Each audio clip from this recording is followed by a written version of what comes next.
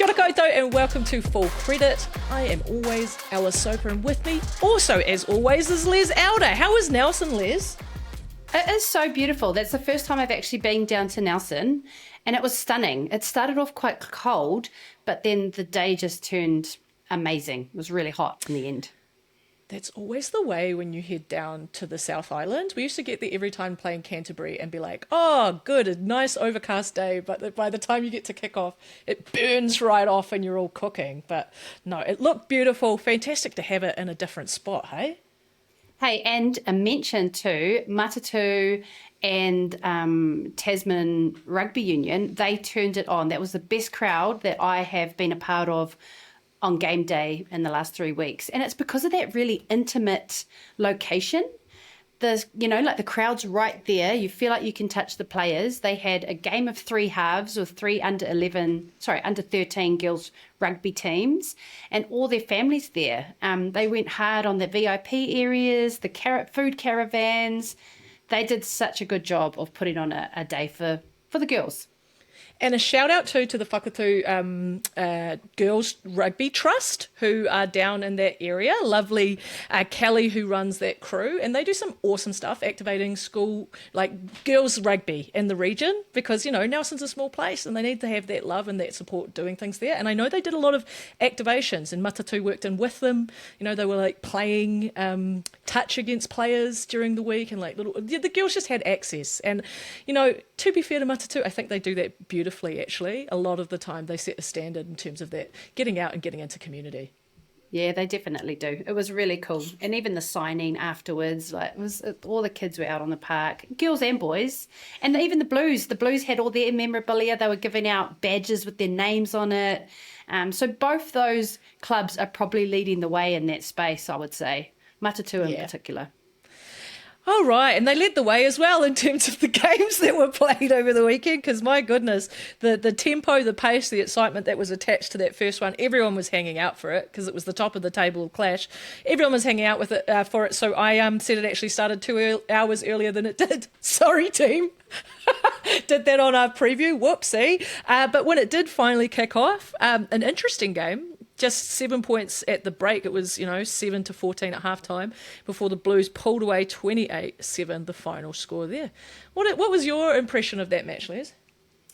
Firstly, the time and play was what I was most impressed with. The back and forth, and it did go back and forth at some moments, but it was a hard, fast, physical game. Like being on the sideline of that game and just seeing the work that goes in, the movement, it was a really fast game. So I wouldn't be surprised if a lot of those girls were really feeling it today.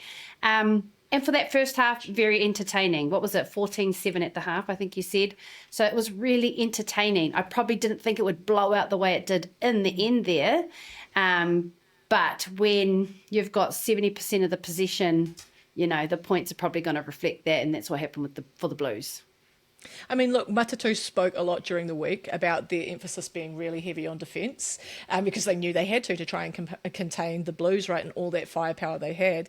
And I think they probably did quite well on that in the first half, but that's the thing, right? When you are working against all of that possession and you have to put all of that defence in, at some point the fatigue, it will catch you. Yeah, and I think too, we actually went out for dinner, me and Christina Sue, on Saturday night and met up with a few of the girls from Matatu. And even they were saying, when you're struggling for possession, the moments that you get possession, you've got to make something of it. And they just weren't doing that as well, which could have been because they'd just gone through lapses of defence and trying to defend that firepower that the Blues have. But man, there was one moment in the game, and I know we've been talking about Portia Woodman-Whitcliffe, but there was one moment in the game, she got a clean break down the edge. And I just remember looking up at her and thinking, whoa, man, that was so fast. And I was like, the world is not ready to see this woman retire. And I know we keep talking about it, but the world is not ready. In my heart, I was like, I would be so sad to not see that woman on the screen again. She's still so electric. I love this. We will just have a segment now every week, which is Portia, please don't leave us. And all the things that we enjoy about Portia Woodman-Whitcliffe playing the game. I saw all those little girls you talked to on the sideline. They all said her name when you were getting them to say their favourite player. So, Portia, don't break little girls' hearts or ours. There you go. Think of the little girls. I would say the other thing that when I was watching it, the discipline, that has been the monkey on the back for the Blues this season. They seem to shake it off. The overall penalty count massively down. They had been averaging 13 penalties a game. They got under 2 digits this week, so that's fantastic for them. No cards, even better. And just that type of thing too, when you are getting all that ball and they can't get it off you, not coughing it up with silly penalties there, that's also going to be really nice if you're the coach of that team, right? Absolutely. And I mean, how good that they could do that in a week, right? Like drastically make that change in a week. So that's obviously been something that they've been thinking about. One other thing that I noticed in their game plan too, actually, was they had done really well defensively to shut down the pivot play happening off the back of a pod. So Matatu, what they do pretty well is they'll distribute the ball to the first receiver in a pod off a ruck, and then they either can give 1 tip ball, then out to the pivot, or sometimes they get 2 tip balls and then out to the pivot, which is usually Hannah King wrapping around the back. And they do it really well. But I noticed that the Blues were just jamming hard on defense to shut down Hannah King when she did get that ball, whoever the pivot was in that position. I thought they did their homework really well around that. There were still some times when Matatu executed it, but that line speed was pretty ferocious from the Blues as well. Yeah, I mean, look, they are the favourites for a reason, and they showed it again. And you know, we were still left thinking, I don't know if they're at full noise yet. Like, there still feels like there's places to go. The other thing I was saying to you before we jumped on this, Les, was, you know, 2 players will be out this week, we would expect, with concussions. Liana Mikieli-Tu'u, who failed her HIA, and Caitlin Vahakolo, who honestly, that made me feel a bit sick watching her wobble as she got up there. Can we change that, just as an aside? Can we stop zooming in and replaying injuries and showing people when they're hurt? I hate it. Anyway, those 2 probably will be out next week. And for any other team, losing your starting 8, losing one of your, meter eaters would be an absolute heartbreak. But for the Blues, I guess Portia's going back on the wing now.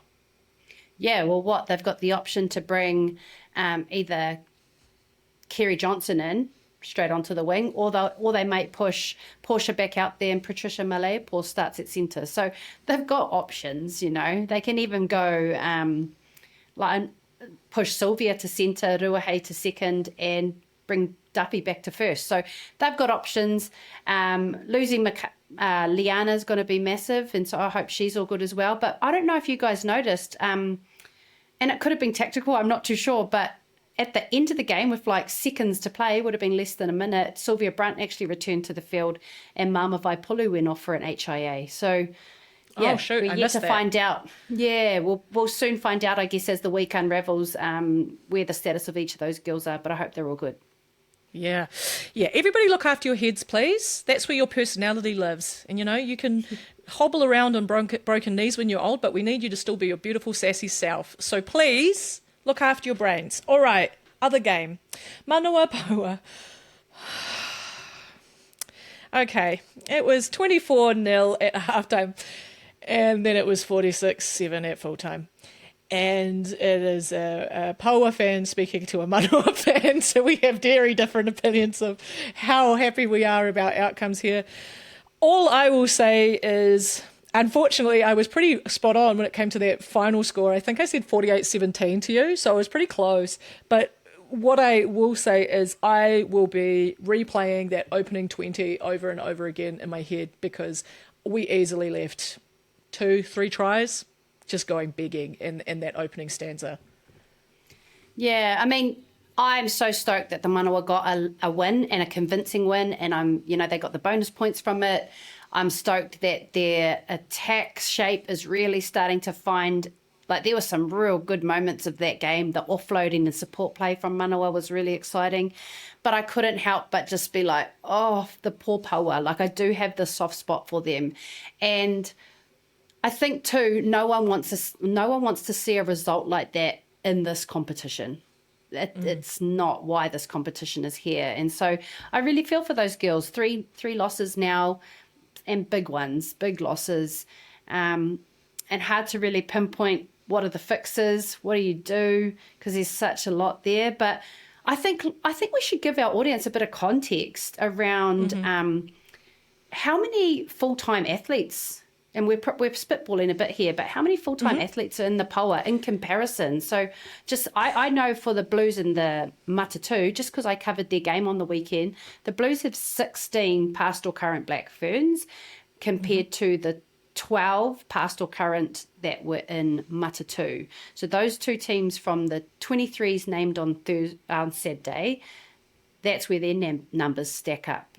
What would the Paua look like? Yeah, I'm suddenly having to do some rapid maths. I mean, I know that we have, obviously, in terms of like current Black Ferns, in terms of when on end of last year's tour, Leila Sai, Iritana Hohaia, Aisha Letienga. You've also got amongst that Angel Mulu, Jackie Patia Fariti, and Jonah Ngangwu. Fawn Birkin, Natalie Delamere. So we're 7 or 8? But I think the difference there, and again, nothing but love for these players that I'm talking about here. A number of those players have had a handful of tests for the Black Ferns, haven't been necessarily like regular starters. And again, when I was rolling off those stats for you last week around the end of year tour and where those regular starters are, they are based at the Blues, they are based at Matatu, and we just don't necessarily have those kind of core Black Ferns crew that are operating out of our region. But I think like outside of that, like if we look at, again, how this competition is structured, who actually gets to define what amateur versus professional is, I don't know if I would still yet call an Aupiki contracted player a professional, because we are doing it half of our time. And so if we're part-time professional, is that professional? Like, let's be honest. Versus, say, a contracted Black Fern. If you then start looking at contracted Black Ferns, those numbers are really different. And if you're looking at that, yeah, we're well behind in terms of contracted players that we have within our group. And that's like, again, we're not trying to make any excuses for this, but what this does just mean is that when you are looking at lead-in times and you're looking at conditioning across all of this, we have got one sanction like preseason that is written into contracts, right? You might get a second one if your franchise hustles and pulls that together. That means you've only got really like a handful of weeks that you're coming in and getting in there. Whereas the Black Ferns contracted players and stuff, they're in those academies more regularly. They're getting that training time together. They're getting that high performance access. These other players are coming together in their club. They're going to Whaarapama. They're doing well in Whaarapama. They're then maybe getting picked up into that super contract. There is a lot of gap in between those engaged rugby times. And there's a lot of huge variability. It's one of the key things I think in New Zealand rugby we need to address. Huge variability in terms of regional difference of particularly how Whaarapama Cup programs are run. Canterbury and Auckland are the gold standards. Waikato has picked themselves back up, which is why you see so many local having broken back through into that Manawa side again this year. Wellington as a province, we still got to get our shit together. Sorry for swearing, but that's the reality. Like, this has been a problem 10 years in the making. I can tell you that because I've played for 20-something here. Manawa too is a strong region, and they're doing more lifting for us than they should. But, like, if you look at population base, we're underperforming in Wellington, and it shows and it flows. That again, sorry for swearing, but the shit rolls uphill. If we don't have that depth in terms of local depth to be able to pull on, if we don't have those local crews being able to select together, train together, have that familiarity, because while there has been higher turnover for Matatu this season, who they've pulled in is all known. Like, it's all known to the Canterbury players. A lot of them have played together. They're known within like South Island connection. Same with actually the people you pulled in to the Manawa this year. A lot of them were, again, like I was saying, locals, Waikato, Bay of Plenty. And whereas the Hurricanes are still having to look outside of us, so it just kind of shows the gaps that exist within the high performance ladder, I think. I think, and sorry to divert for our listeners, I know we were talking about the manawa and paua game, but I think it is, and like Alice said, it's not like we're trying to make excuses. There are still high expectations of these girls when they are in these programs and when these, but take on that contract and that privilege of being a paua player. But I think what it does highlight too is you can see in the games that they aren't as conditioned as everybody else. And when I say conditioned, I'm not saying just fitness, how long you can run. I'm saying like battle conditioned, the collision, the scrum fatigue, the hopping exposure and from set piece lineouts, all those sorts of things. Even just the skill conditioning, being able to repeat your skill ability over and over again for 80 minutes of the game, mental conditioning, all that sort of stuff that comes with the game. A lot of these girls at the Paua don't have that because they're, in comparison to a lot of the other players across the other regions, they're not full-time. And that's just a reality. So, yeah, again, I think the girls will not be, we know the girls won't be happy with their performance. They won't be happy with how things are tracking. But I think it is important for our listeners, especially anyone new, to understanding what Aupiki looks like, to have a bit of context around that. And this is the thing, we will all do better when the competition is longer because people have that. That then becomes a truly more of a full-time experience because ultimately, as I was saying to you before, Les, the only way to get timing is to spend time.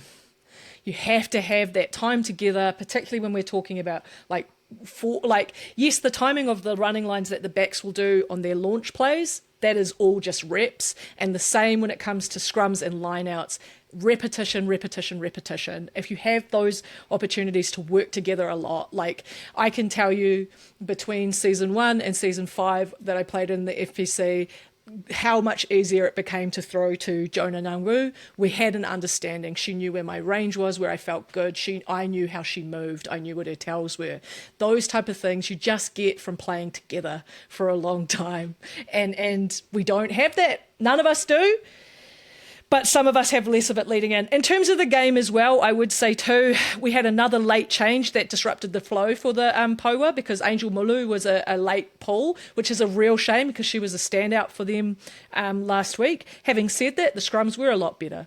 And so I will give that to the Paua. They're up against the Manawa who will flex on that. And I thought for the most part they did it. But when you're talking, Les, about those skill repetitions, yeah, it did drop off at the tail end of each half. Handling though, that's the thing that absolutely I was pacing my living room, gasping in frustration. We had 3 handling errors in the opening 10, which was a decrease from last week. But by the time we got to 15 minutes, it had gone up to 6. And I was just like, those 6 were, for me, all nails in our attacking coffin because each of those had that pass stick, had that carry stuck or that pass stuck. It was points. And so when we're dropping it, we're dropping the game, Yeah, I think on the flip side too, like I was a little bit surprised with some of the selections for the Manawa, like Vaisania, how she was now coming off the bench in comparison to, well, thinking about the couple of performances she's had prior to yesterday's game, I thought she'd earned her start. But whether or not that is to strengthen the depth within your side, to give Santo or Taumata some exposure, we know the quality of player she is. And she did really well. But I would imagine that some of that set piece fatigue that you're talking about that sort of crept in at the end of the game was because she has just returned from an ACL injury and she's only her 3rd game back, first time starting. So that could have played a part as well. But yeah, to see Martha Mataele start at 7, that was an interesting one for me. So that's obviously an actual permanent thing. And China Hohepa pushed to the bench. Grace Kukutai brought in to start at 6 and no Mia Anderson. So I hope Mia's all good. She wasn't on the injury list, but I thought she's had a really good season, been one of their strongest so far. So to not see her in the game day 23 was a real surprise for me. But can I just go back to Martha? Yeah. I thought she did really well. Really well. I also would like to say no mai haere mai to Martha Mataele, who has made the transition we all make. Because didn't everyone start as an outside back and then eventually make their way to their true home, which is in the forwards? Because that was my path. Was it yours, Les? I was an outside back for my first 10 seasons. And then I ended up on the flank because I got scared of tearing my hamstrings. But no, you were born a flanker, always a flanker? I only played flanker all my life. I only played 7. My dad said that I should have been a halfback because he knew I wasn't going to get any bigger. But I just loved the tackle. I loved the rucks. So, yeah. Oh, You're lucky, Kendra Coxedge. You're lucky. I just feel like that's the story of a lot of people. Like, I don't know. I was just listening to some of the commentary around like the shock and awe that was Martha doing well as a flanker. And I was thinking, honestly, I know so many, not just loose forwards, but front rowers who started on the wing. Because that's also like, let's be honest, the classic. If you're a woman in rugby and you turn up at the club rooms and they're like, what position you play, and you're like not sure, they'll put you on the wing and then you'll have to like fight for yourself to end up. I remember Leslie McKenzie, who now coaches Japan, when she came to New Zealand, having gone to a World Cup at hooker for Canada, came to our club team in Wellington and they said, oh yeah, wing for you. Which like Leslie was like, are you joking? Like, get out there. I also think to myself, was that just show New Zealand's arrogance? Like, were they just like, oh, hooker for Canada? That was Ken Laban. That was Uncle Ken. Ken Laban and Piriwepi put her out there. So I think they just looked at her size and were like, nah, we don't believe you could do front row. But yeah, poor old Les. She ended up making her way into the front row because obviously she did. She was a pro. But like, yeah, all of that to say, the idea that a winger could turn good in a loose forward does not surprise me as dramatically if you'd only ever watched men's rugby. That might be quite a wow moment. In the women's game, I'm thinking even like internationally, players like Sarah Byrne, who's now a starting prop for England. She was originally a centre. Same with Crystal Murray. I mean, she played in the midfield for the Kiwi Ferns, and then now she's a prop. So, like, people move around, is all I'm trying to say. Yeah. Beautiful. Speaking We're going moving, on so many sideways on this episode. Woohoo! This is going to be fun. Speaking of moving, though, have there been any movers and shakers in our Form 15? Yes, beautiful segue. Okay, let's talk through it. Our starting at number 1, Chris Felico, you're back in. You didn't get any yellow cards this week.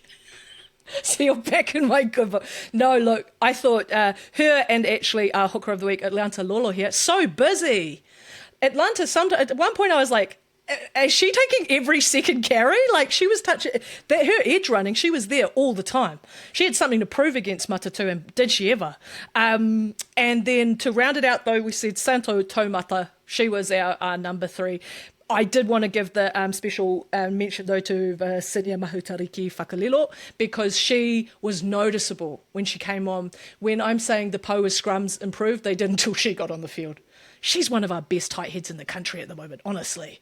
This kid. Any comments from you on front rows?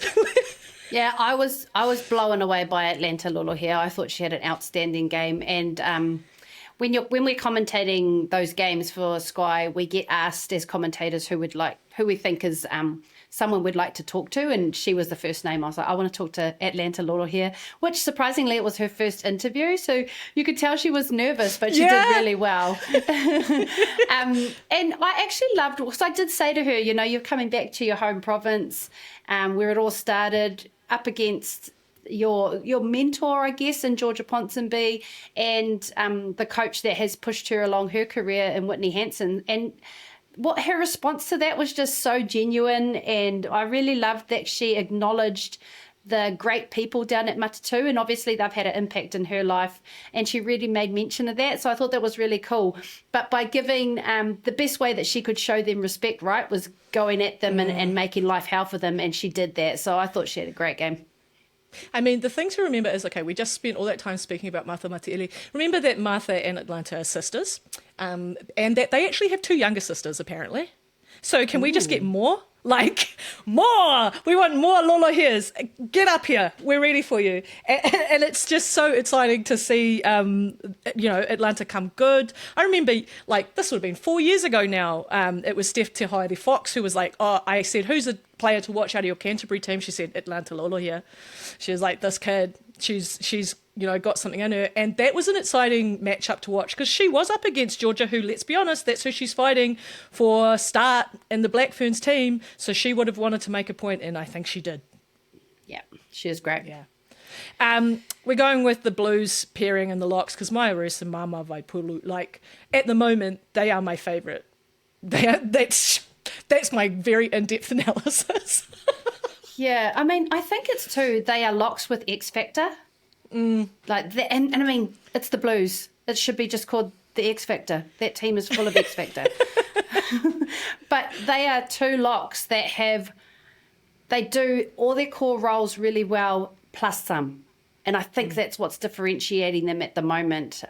That Maya was outstanding yesterday. I thought her ball carries. She's always looking to keep the ball alive. She's really good at that. And yeah, both of them, that's 3 weeks in a row now that they've been named our Form 15 locks.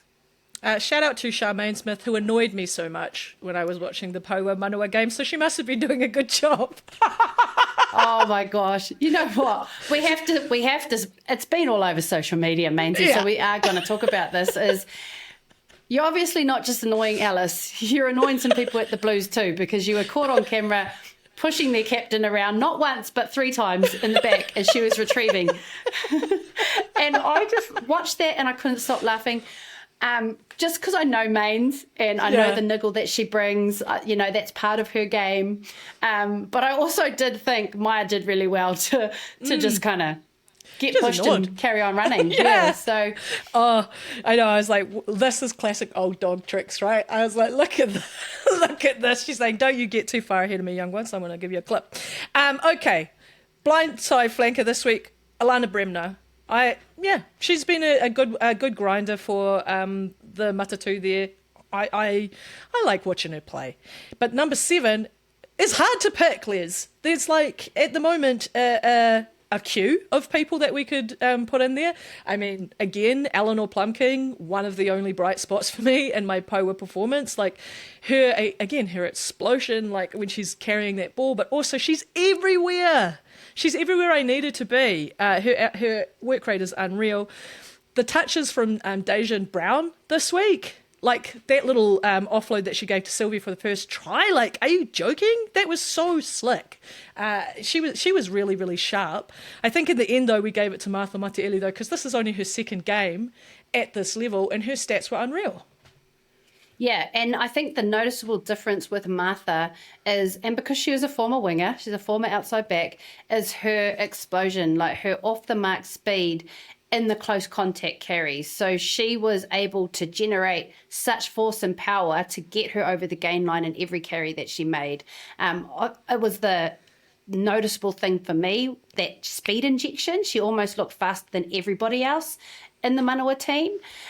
So that was impressive. But yes, I agree with Dejan Brown. I thought she did some great touches. A lot of her game, the Blues have her situated on the edge. That's just how their shape is. So she often finds herself as the second to last man, a woman, in the attacking lineup, and she distributes or offloads really well, or carries if she has to. So I think she does a lot of unnoticed work, and she's growing every week, I feel. Dejan. Oh, absolutely. Dejan. I think if I'm talking about the pressure passes that I want the Paua to nail, look at what she's doing, because she is able to execute those skills under all the noise coming at her. I'm going to say one thing. Because I love Kennedy as a 7, and she's been talked about the last 2 weeks. Last week had a phenomenal game.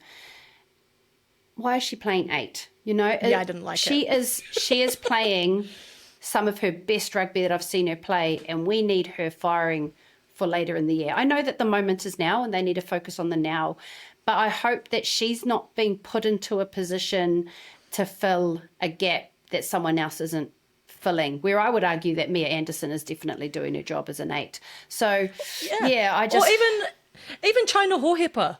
Do you know what I mean? Like, she's more of a typical 8 profile for me in terms of like she can pick up and rumble off the back of the, she will win you a couple of meters off the back of the scrum.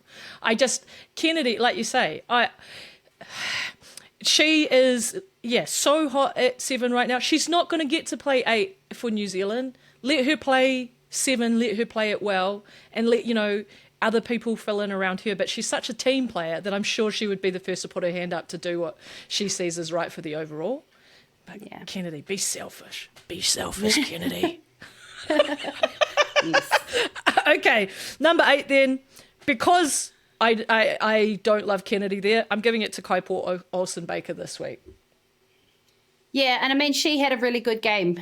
She did some great steals. I think one was just really good game awareness to strip that ball from Tara Turner, knowing that it wasn't a set ruck and from earlier in the game. I thought she did really well as well. She's always a threat. I'm actually trying to look at some of her stats from the game, but yeah, she would be my standout as well.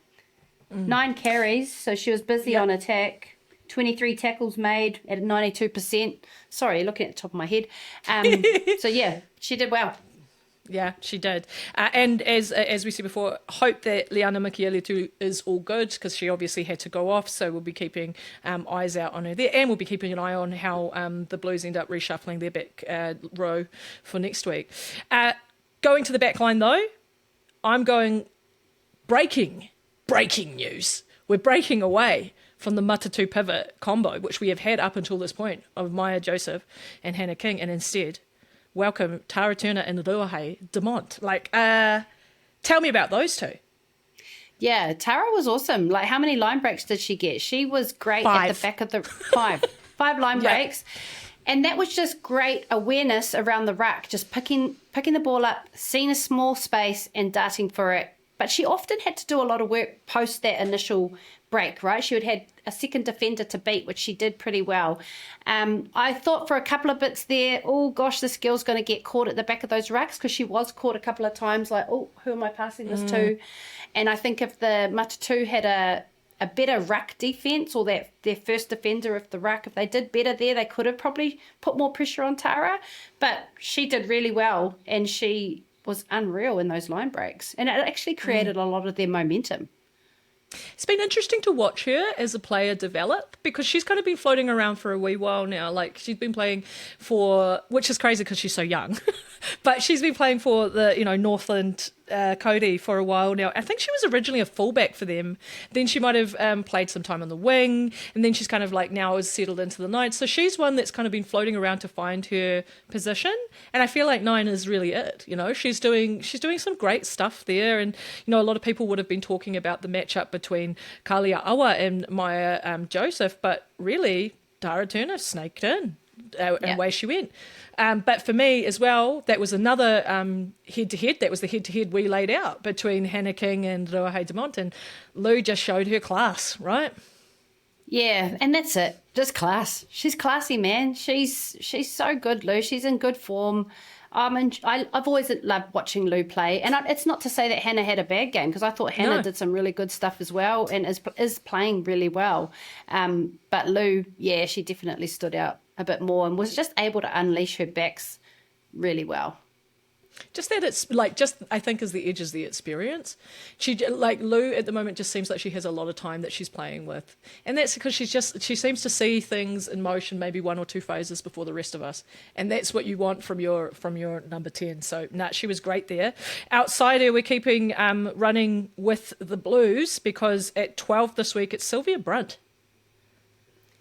Yeah, she's always, if you listen to the commentary on the weekend, Christina Sue said it, she's almost playing touch. It was like a no touch when she went in for that first try. Just gave me that, almost that Georgia Miller, how Georgia Miller swerves when she runs. It was very similar from Sylvia Brunt, just the swerve of her hips to go through almost untouched. And then just great running lines, which we know she does really well, to get that offload off Dejon Brown. Right time, right place, went down for 2 on the weekend. Thank you for picking that up, because actually one of the notes I had written to myself in the first, the opening 20 of that Blues game, was the running support lines that the Blues were running at initially stuffed them up. They stuffed up 2 try opportunities. One point, Caitlin found herself in front of the runner. The other one, I think it actually might have been the Ruahei. She was stacked up behind whoever had made the break, so they couldn't see her. And it was only when the line was right, which was Sylvia holding that space and then running that off Dejan, that they finally scored. But I was like, what is going on with these running lines? Our timing is off. So yeah, she was slick in the midfield for them. Going outside her though, still for me, the inform 13 in the country, Amy Duplessis. Yeah, 100%. Amy's playing so well. I think there were a couple of defensive reads there that she maybe got wrong. I think the Braxton Sorensen McGee try, she jammed a bit early. But you could see if she'd made that, it was just like a slight timing alignment issue. She actually read it well, but it did lead to that try. But I think she does really well. And within a team that, you know, like on the weekend, didn't have a lot of ball, when she gets it, she does something. She creates something. Yeah. So she is their constant. Yeah. So if we're looking at the back three now, so who are on our wings this week? On number 11, we've gone with Jamie Colossi. And again, this is like a hotly contested position at the moment. New Zealand is never short, whether it's men or women's rugby. We are never short of wingers or flankers. We seem to just be like happy production days of that for life. So yes, Jamie Colossi, she's just doing everything you want her to do, right? Yeah, she does. She does the basic stuff well. She always beats her first defender. That's probably the thing I love, is she will always beat the first man, and she'll either create, draw the second man, or distribute well. And you see it in the, I think, Sorensen McGee try. She did really well. She actually got a good line break down the middle of the field too. I think that might have been from support play. But I think she's doing really well. And considering, you know, because she's playing so well, it's like the coaches are saying, we've got to have her on the field somewhere. Like, it's better to have her, Portia, Caitlin, Sylvia, Ruahei. They've got to be on the field at the same time. So let's get them in there somewhere. So, yeah, I mean, be interesting to see what they do with Caitlin's injury now. But Colossi, I'm sure, would be safe in that starting lineup. Yeah. Yeah, I love seeing her play 15s. I know that she got picked off her first, real breakthrough season with the Blues, and then, into the sevens environment. But I love her as a 15 player, so please keep sticking around, Jamie. Other wing, and this selection was purely based on how much they annoyed me. Congratulations, Ruby Tui. You really annoyed me yesterday, so you get to be the number 14 for the week. Yeah, I mean, she's a workhorse, and she's always looking for work. She's always looking for something. Obviously, what she was looking for might have annoyed you a little bit at the back of a rack there, Ruby. Yeah. But I mean, she has been probably a bit quiet the first couple of games of the season, so it's good to see her starting to get some form. Yeah, when I say she annoyed me, that's also because, she's doing all the stuff that you want from your player, like revving your team up and getting right into everything and trying, and again, as we spoke about Aish the other week, always looking for work as well. Like that is all the stuff you want from a winger, but it's just, when you're playing against my team, it annoys me. But the fullback of the week, now this was an interesting one, because, again, I think we didn't have all the key stats to be really able to dig into this. And I think if we had, I might have been able to make a case, actually, for Cassie Siatanga, because I think she did some really good things for the Paua in at 15, which, I love Isabel Waterman. So that was to push her out of the squad to make room for Cassie there. Cassie had some good time. She, put that kick up for Aish a couple of times, came off. That kick, she kicked through to herself and regathered. There were some good touches from her there. But I don't have those numbers, and let's be honest, the Paua were making it hard for me to make a case for any of them this week. So the other matchup that everyone was keeping eyes on were the two young guns in the first game between Matatu and the Blues, and ultimately for me, it was Kaya Nipia who came out on top. Yeah, and I think I naturally sort of sat with Braxton Sorensen McGee, and probably just because of that attacking prowess and that great try that she scored there as well. But I thought Kaya still played as really well too. Safe. She's really safe. She is threatening when she gets the ball in hand. She was quite busy as well. Like, she had, I think we've got here 6 carries, 78 metres. She had a line break, offload, 87.5, pretty much 88% tackle success. And probably when the data starts to help us paint a picture, that might have been the difference, actually, is Sorensen McGee only had to make 2 tackles and she missed 1. So Yeah, very, very, they are on par, those two girls. They're exciting to watch. Very different style of fullback. Kaya sort of gives me the same fullback as a young Renee Holmes when she first sort of came in. And then Sorensen McGee is like that sort of just look up and attack, which I do love as well. And also will say for Sorensen McGee, she is like a slight build for a 15. But she does not run at a defensive line like she is. She runs at a defensive line like she's 4 times the size. And I'm like, the way that she also then manages to fight in the contact, again, for that size, like, holy hecka, man. Pound for pound, she's punching well above her weight, like, unreal stuff. But yes, that was our Inform 15 for this week. Hey, we've taken you on so many garden paths already. Holy. This is because today, Les and I are recording in the afternoon rather than the evening, so we just got so many thoughts rattling around our head. Who cares? Let's just continue with this, Les, because we are going to have a look at we're halfway through, essentially, the pool play now. You know, we say round 3, but to me, this is kind of the end of the first round because we play everyone twice. So we're into the first round. We've had everyone had a crack at each other. So we thought we'd have a look at like what the overall stats are telling us and how that kind of plays at this point. Yeah, we are also doing that because we don't have the other stats in front of us yet, which is, oh well, we'll box on with what we've got. So what we're looking at here is we've pulled up, if you do go to the Super Rugby website in the Aupiki section, there is actually some stats there, both for players and for teams.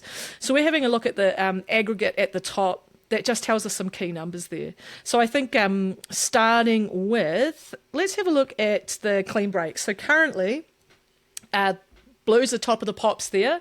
They have 34. The Chiefs Manu are just behind with 30. The Hurricanes Poa with 18. And then just behind them, Matatu with 17. So, I mean, look, that more or less tracks to me that, you know, you would expect the Blues, we know how much firepower they have. The fact that they've got nearly double what Matatu, who are in the second place, like that's, yeah, the proof is in the pudding.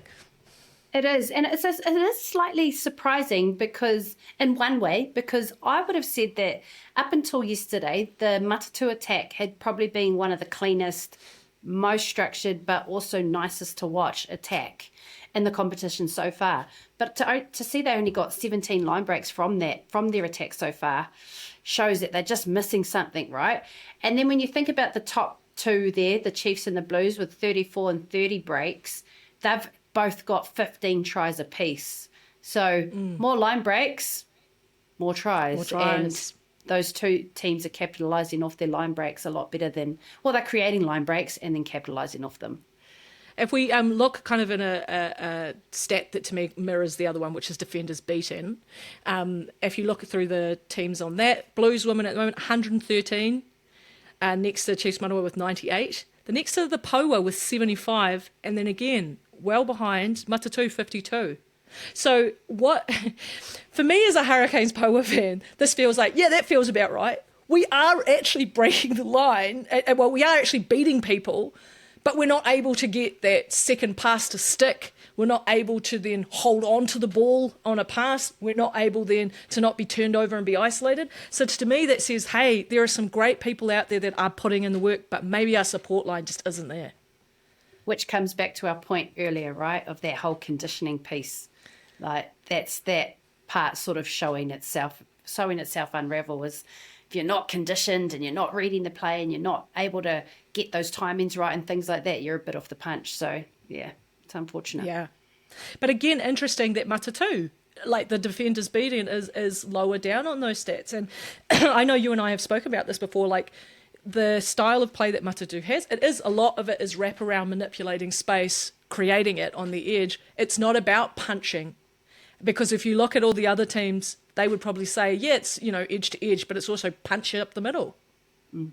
Yeah, 100%. And so I know I'm probably jumping the gun here, but in terms of what we need to see from Matatu, for me, Matatu probably don't have the X factor that other teams have. Finishes like Aish, like Caitlin, like Portia, they don't have that. Even Merirangi Paul and the Manawa, you know, they don't have those kind of X factor players. So then how do you take, because as a team, they sort of have team X factor through their combinations, through their awareness of each other, through their well-drilled systems, their fitness. That's where their X factor lies. So then how do you take that team and create team X factor, or execute what you're creating through your team X factor? And for me, they've got to fall back on those things like the support play. They're the fittest in the competition. There's no doubt about that. Them and the Blues would be some of the fittest in the competition. And so then that fitness needs to become the X factor. Their offloading game, they have the ability to offload. So if you combine those two together, that's where you can create the X factor, is play fast, play at speed, let that ball go and believe someone's going to be there to pick it up, and do that for 80 minutes, you know? That'll wear teams down. But at the moment, they're just not executing. They're not finishing great plays. And it's probably because they lack a bit of individual X factor that a lot of teams have. And is this also maybe going to be where we continue to see their young back three grow? Because, you know, look, they didn't have Winnie Palamo, they didn't have Fiake Laikong, who both were great for them the week before. And so, and full credit to the two young ones that stepped in on the edge for them this week, because they were up against some of the best wingers in the business and, you know, for the most part, kept them pretty well contained. But I think, yeah, for me, if we keep seeing Winnie Palamo, keep seeing her grow in that confidence, she could maybe start to be one of those finishers. Kaya Napier as well could start to be one of those finishers for them, like they have had in the past with, like, say, Martha Mataele. Now, other things that are interesting to note, I just think in terms of like attacking style, is if we look at the Blues, they love running, right? Like, it was interesting. I was watching the Blues and Matatu game with my friend who doesn't watch very much rugby at all. And they were saying to me, like, oh, I was trying to explain to them, like, what the Blues are like, what Matatu are like. And one of the things I said was about the Blues is, oh, they don't play rugby like you're supposed to. Like, there's kind of a general understanding, if you're in this area, you do this, you know, input 1, output 2. Whereas the Blues don't do that. They will run from their line, and that is bared out in those metres game too. Like, yes, that is post-contact metres that they do, but they just don't kick as much as everyone else. They are more inclined to keep that ball in hand and just go for it. Yeah, they are. What they got? 443 carries. Second actually to Manawa with 447. But yeah, they back their running game. And why wouldn't you? Why wouldn't you? Like, with what you've got in your back line, why would you kick it away? In saying that, though, I did feel, I think I said earlier, that Ruahei Demant was chipping a few kicks in behind the Matatu back line. So they'd obviously identified something there, maybe targeting the young wingers that are playing, hadn't played a lot of game, and I think Holly Ray Mete debuted, so that could have been a tactic. But I think, though, if they can balance, here's that word balance again, if they can add a bit of kicking variety to their game, it does sort of play games with the defence. And so it just adds another element to the attacking prowess that the Blues have. So, yeah, we do want to see ball in hand, though. We want to see Portia Woodman and Kate Vahakola running with the ball. Now, I'm just going to run through this very quickly. It won't surprise you to see, in terms of scrums percentages, the Blues are at the top there. They have been their scrums and the Manawa scrums right at the top. What is interesting is that apparently, and again, I'm going to question this aggregate, because they've got Matatu sitting below Poa, and I'm like, that doesn't seem right. I know we were vastly improved yesterday, but that doesn't seem right to me in terms of the games that I've watched. But line-outs, it's actually not that flash across the board, and if I was the Blackfern selector, this would be something that I would be keeping eyes on, because I think the best current, by these stats anyway, is like just over 80% for the Manawa, 76% for Matatu, 69 for the Blues, and 65 for the Poa. Like, come on. This is, again, bread and butter stuff, launching your attack. If there's one place that everybody, I think, can improve, it's got to be line-outs. Yeah, 100%. And there's some teams there that shouldn't have that lower stats, you know, based on the personnel you've got in your forward pack. A lot of them being full-time rugby players in Black Ferns, that stat needs to be a lot higher. So, yeah, that would definitely be an area of concern. All right. That's having a look around on all of that. What I did want to also play though is because I was sent a couple of great clips from in camp this week, and there was a kōrero that was had with Whitney Hansen, who's obviously the head coach down at Matatu, and look, we heard. And you probably heard me, if you follow me on social media, a bit of frustration about some of the uneducated commentary that was going on around what exactly an Aupiki's player experience is. And again, we're never saying this as an excuse. We are always only saying this as context. Because when we are holding this product up as one thing, you need to actually understand how that sausage is made and what's going on into the production of it. So this clip here from Whitney, I think articulates that really well. And so I'm going to throw the mic over to her. Yeah, I think it's a really tricky space to navigate when, you've got 4 days a week, and if we really look at what that is, it's 1 day of full training, then it's often a captain's run and then travel and you're into game and then your recovery. So it's pretty huge. I think the big thing that we're looking to do, and I'd like to, I know that this is actually the case across lots of the other super clubs as well, is that there's a focus on how we holistically support and develop the athlete. So yes, we've got to make them better rugby players, but how are we helping them to be the greatest human that they can be? I mean, this is the reality, right? 1 training a week, that is what the rugby looks like. Yeah, I mean, so that's coming from Whitney Hansen, coach of Matatu, who has a team that is well supported, that is, you'd argue, almost centralised. They bring a lot of their girls down full time for that, for the period of Aupiki.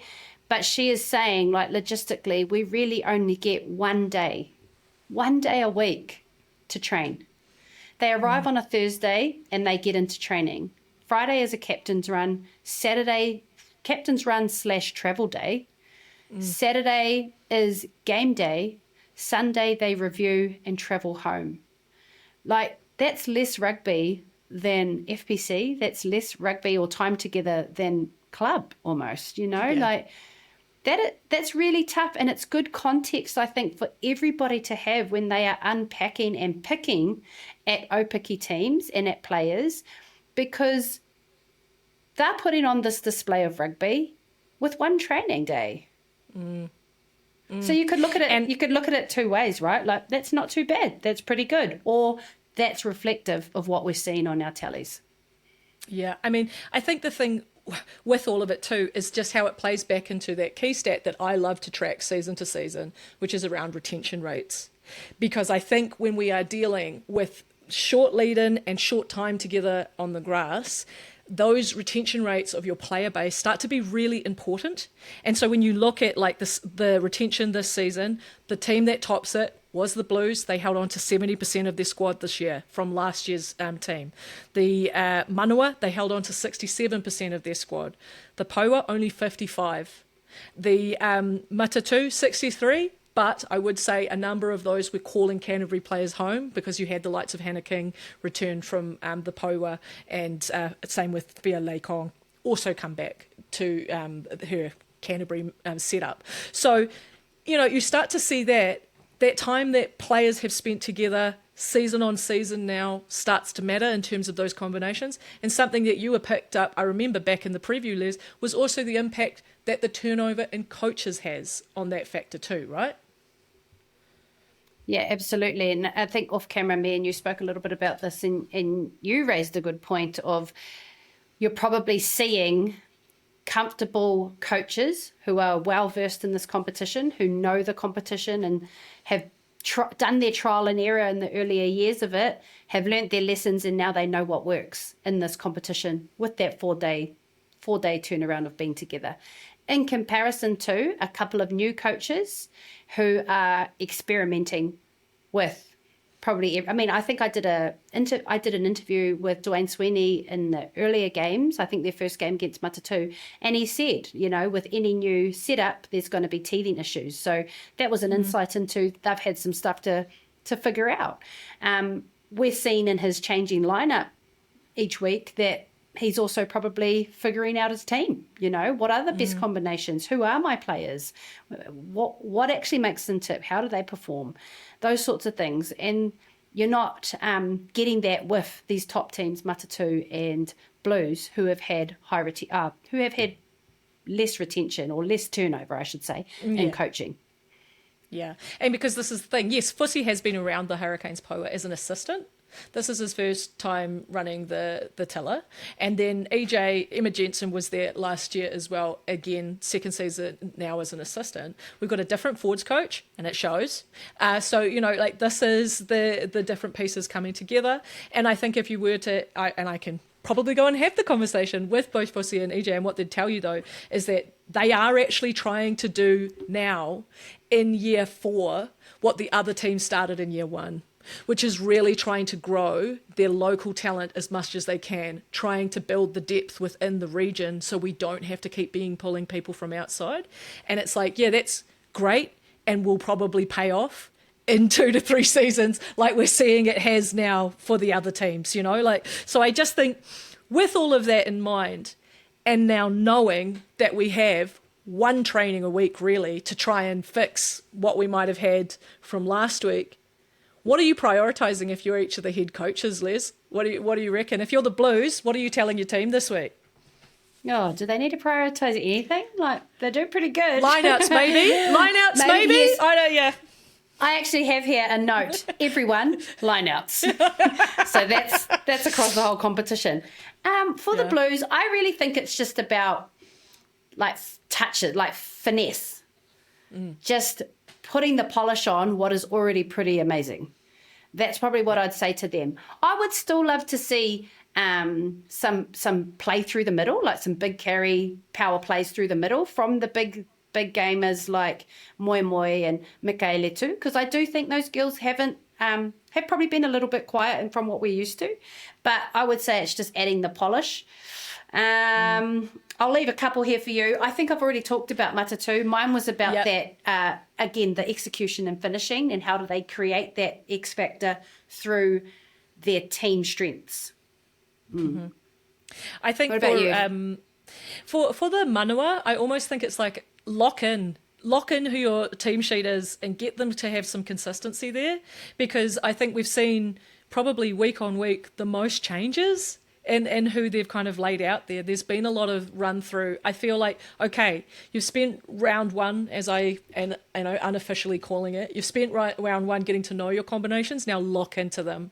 So I'd want to see them name, and they will, because they are playing the Blues this week, but I want to see them name who they truly believe is their strongest starting 15. And I want to see them just absolutely drill the heck out of those players in terms of getting those combinations, getting that timing with each other this week. Nice. And what about your girls, the Poa? What do you... There's so much there. What would you Can I just give them all like a big bloody hug? I feel like I want to give them a hug and a pep talk, like first and foremost. And I will note, I think it's great that we're playing Matatu this week, because there is always a belief in our squad when we play that team, which is a team that we have managed to beat before against odds. I know that they come into the game with a different stature. And so I would ask them to kind of question how that feels inside of themselves. Why do we have that when we're coming up against Matatu, and why don't we have that self-belief when we're coming up against others? We can beat anybody. You have to believe it. We see it all the time. People flip things over. But for me, in terms of like that's the mental side of it, but the tactical, technical side, I just want to put them under so much pressure catching that ball. I want everything run within 2 meters of each other, and you've got to catch and distribute, because the handling for me is killing me. I cannot see double digits handling errors before 20 minutes in this opening 20 this weekend. We are killing ourselves. We are our own worst enemy at the moment, and so I need us to sort our handling out. So sort your hands out, sort your head out, and get into the game, and you can do it, I reckon. Well, there you go, from a couple of has-beens. That's how you go win an Aupiki.